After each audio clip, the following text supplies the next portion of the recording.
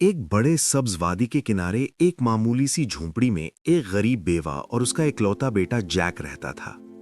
Jack बहुत खुश मिजाज लड़का था। उनकी झोंपड़ी पुरानी हो चुकी थी और उसकी छत थकी हुई कंधों की तरह झुक गई थी। उनकी वाहिद कीमती चीज एक नर्म मिजाज भूरी गाय थी जिसका नाम मिल्की वाइट था। उसका दूध उन्हें मुश्किल वक्त में जिंदा रखता था। लेकिन जैसे जैसे मौसम बदले, मिल्की वाइट का दूध कम होने लगा। जैक की माँ, जो थोड़ा सा मक्खन बना सकती, उसे बेच देती, पड़ोसियों के कपड़े सी देती और अच्छे दिनों की दुआ मांगती। एक सर्द सुबह, जब घर में आखिरी टुकड़ा भी खत्म हो चुका था और चूल्हा तकरीबन ठंडा पड़ चुका था, माँ ने आह भरी और बेटे से कहा, जैक, हमारे पास ना खाना है ना पैसे। मिल्की वाइट को बाजार ले जाओ और बेच दो। मिल्की वाइट को? जो कुछ मिले इससे हमें अपना गुजारा करना होगा। फिक्र ना करो अम्मा, मैं अच्छी कीमत लेकर आऊंगा। जैक अपनी प्यारी गाय से जुदा होने से दुखी था, लेकिन उसने बहादुरी से सर हिलाया। उसने माँ के गाल चूमे, गाय की रस्सी पकड़ी और गांव के बाजार की तरफ चल पड़ा। दोपहर का सूरज बुलंद था जब जैक सड़क के एक मोड़ पर पहुंचा जहां बड़े बलूत के दरख्तों की घनी छांव थी। वहां उसकी मुलाकात एक अजीब से छोटे कद वाले आदमी से हुई जिसकी आंखें चमक रही थीं और उसने एक अजीब सी सब्ज चादर ओढ़ रखी थी। अच्छा दिन है नौजवान मुसाफिर, बहुत अच्छी गाय है तुम्हारे पास। जैक ने उसे अपने आने का मकसद बताया। आदमी ने सोचते हुए अपनी दाढ़ी पर हाथ फेरा। तो तुम इसके बदले सोना चाहते हो?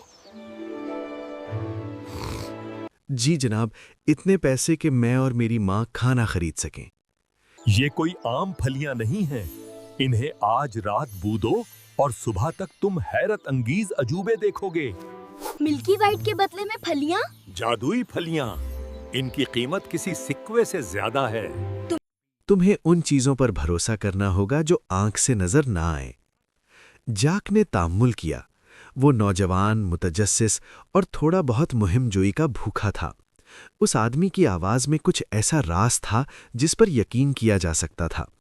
कुछ देर सोचने के बाद जैक ने मिल्की वाइट को उन 5 फलियों के बदले दे दिया और एहतियात से उन्हें अपनी जेब में रख लिया। जब वो घर पहुंचा तो उसकी माँ दरवाजे पर खड़ी उसका इंतजार कर रही थी। मुझे सब कुछ बताओ बेटा, क्या तुम उससे बेचने में कामयाब हो गए? देखो अम्मा, जादुई फलियां। ये रात भर में अक्कर कोई शानदार चीज बन जाएगी। जादुई फलियां होंगी? लेकिन माँ, ये जादुई है। ओ जैक, तुमने कितनी बड़ी बेवकूफी की। बस तुमने हमारी आखिरी उम्मीद भी बेवकूफी के बदले गिनवा दी। अब तो हम भूखे ही मर जाएंगे। बरा करम, परेशान ना हो, सब ठीक हो जाएगा। नहीं जैक, कुछ भी ठीक नहीं। लेकिन मैं मदद करना चाहता हूँ।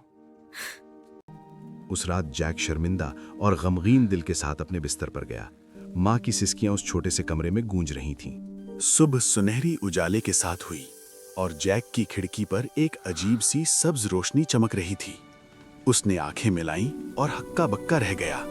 बाहर जहां फलियां गिरी थीं, एक बहुत बड़ा पौधा खड़ा था जो दरख्त के तने जितना मोटा और बादलों में खोया हुआ था।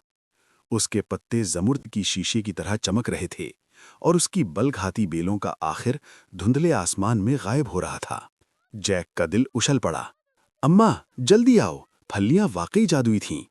ऐसी बेवकूफी पर मत चढ़ो जैक, तुम गर्दन तोड़ लोगे। लेकिन जैक का तजस्सुस खौफ से ज्यादा था। उसने पहली बेल पकड़ी, प्लेट के साइज के पत्ते पर पांव रखा और चढ़ने लगा। वो ऊंचा और ऊंचा चढ़ता गया, उस धुंध में से गुजरता हुआ जिसमें बारिश और आसमान की खुशबू थी। परिंदे उसके नीचे चक्कर लगा रहे थे। उनके पर नीचे सिर्फ नुक्ते नजर आ रहे थे। दुनिया सिकुड़ गई थी। खेत और झोपड़ियां रंग बिरंगे टुकड़ों में बदल गई थीं। कई घंटों बाद जैक ऊपर पहुंचा और एक ऐसी जमीन पर जा उतरा जो उसने कभी नहीं देखी थी।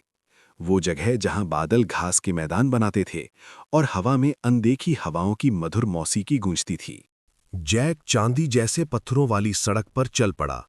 कुछ दूर उसे एक बड़ा महल नजर आया जिसकी मीनार बादलों को छू रहे थे और उसका दरवाजा इतना ऊंचा था कि घोड़ा भी झुके बगैर निकल सकता था।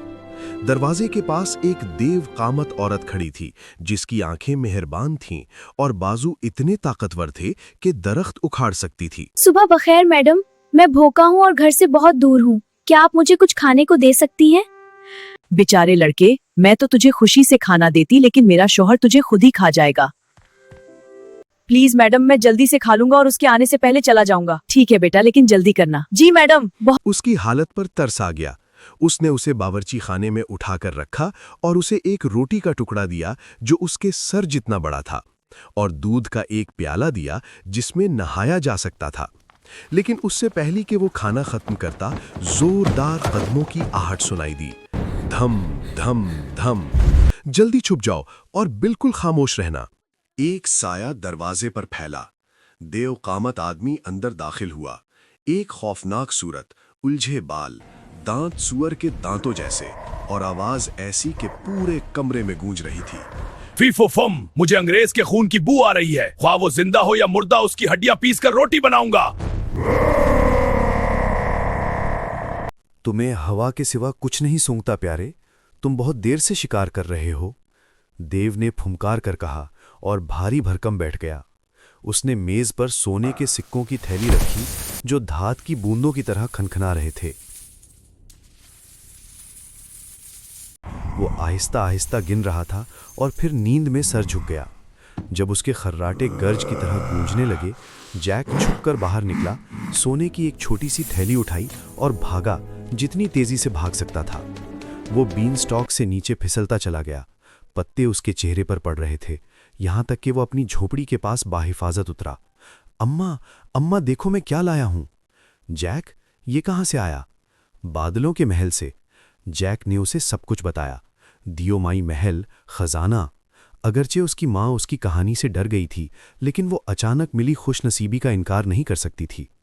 कुछ अरसा वो अच्छी तरह रहे, खाना खरीदा और झोपड़ी की मरम्मत की, लेकिन सोना हमेशा नहीं रहना था। आखिरी सिक्का खर्च होने के बाद जैक ने दोबारा उस बड़े बीन स्टॉक को देखा जो धूप में हिल रहा था।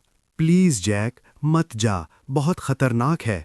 मैं दोबारा चढ़ूंगा, शायद वहां और भी कुछ मिल जाए। वो दोबारा बीन स्टॉक पर चढ़ गया, बादलों और हवा के पार, जब तक वो दोबारा ऊपर वाली जमीन तक ना पहुंच गया। महल के दरवाजे पर देवमाई ने जब उसे देखा तो माथे पर बल पड़ गए। फिर तुम?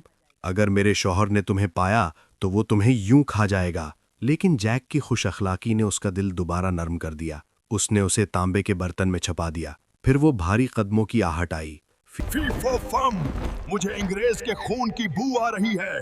तुम ख्वाब देख रहे हो यकीनन। बैठो और नाश्ता करो। जब वो खाना खा चुका तो देव ने आवाज दी, मेरी मुर्गी लाओ। देवमाई ने उसके सामने एक मोटी ताज़ा सफ़ेद मुर्गी रखी जिसके पर रेशम की तरह थे। अंडा दे। मुर्गी ने सूरज की तरह चमकता सुनहरी अंडा दिया। बार बार हुक्म देने पर एक और अंडा निकलता, मेज पर आहिस्तगी से टकराता। जब देव ने अपने खजाने को देखकर मजा ले लिया, उसने मुर्गी एक तरफ रखी और जल्द ही सो गया। जैक खर्राटों का इंतजार करता रहा, फिर अपनी छुपने की जगह से निकला, मुर्गी पकड़ी और भागा। मुर्गी ने एक बार आवाज निकाली, फिर चुपके से उसकी बाहों में दबक गई। उसकी माँ नीचे इंतजार कर रही थी, हाथ मल रही थी। जैक, तुम बाहिफाजत वापस आ गए। जब उसने उसे मुर्गी दिखाई और अंडा देने का हुक्म दिया तो उनकी आंखों के सामने सुनहरी अंडा जाहिर हुआ। वो खुशी से हंसे और रोए, क्योंकि अब वो कभी गरीब नहीं होंगे। लेकिन जैक का तजस्सुस या शायद तकदीर अभी मुतमईन नहीं हुई थी। महीने गुजरे और वो अक्सर बीन स्टॉक को देखता, सोचता कि बादलों में और क्या अजूबे छुपे होंगे।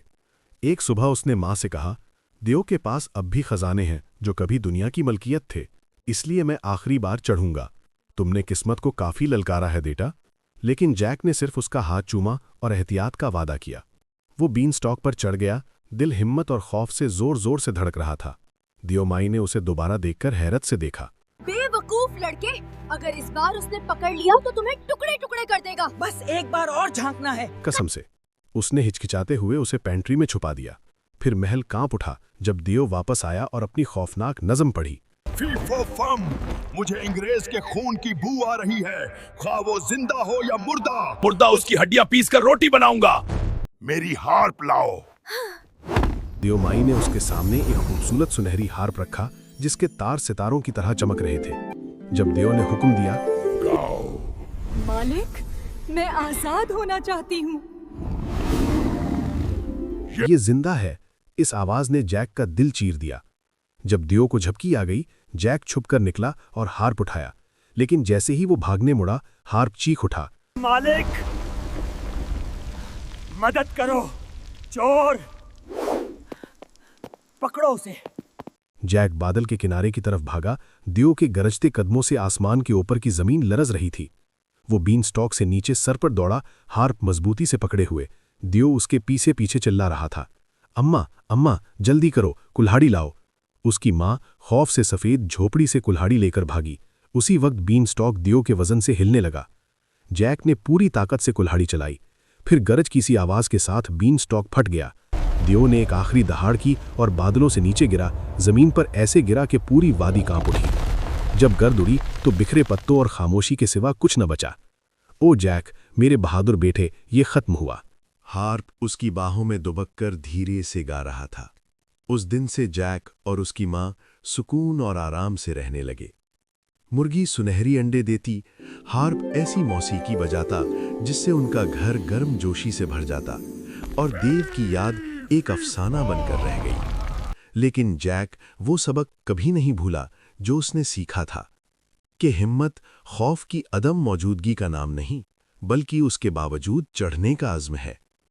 कभी कभी जब गुरूब आफताब के वक्त आसमान सुनहरी हो जाता, जैक ऊपर देखता, जैसे उस जगह को ढूंढ रहा हो जहां कभी बादलों पर महल हुआ करता था। और अगरचे उसने उसे दोबारा कभी नहीं देखा, वो मुस्कुराता, ये जानते हुए कि मुहिम जोई एक कदम से शुरू होती है, या शायद मुट्ठी भर जादुई फलियों से। कहानी पसंद आई तो बच्चों की दुनिया को लाइक, शेयर, सब्सक्राइब और कमेंट करो।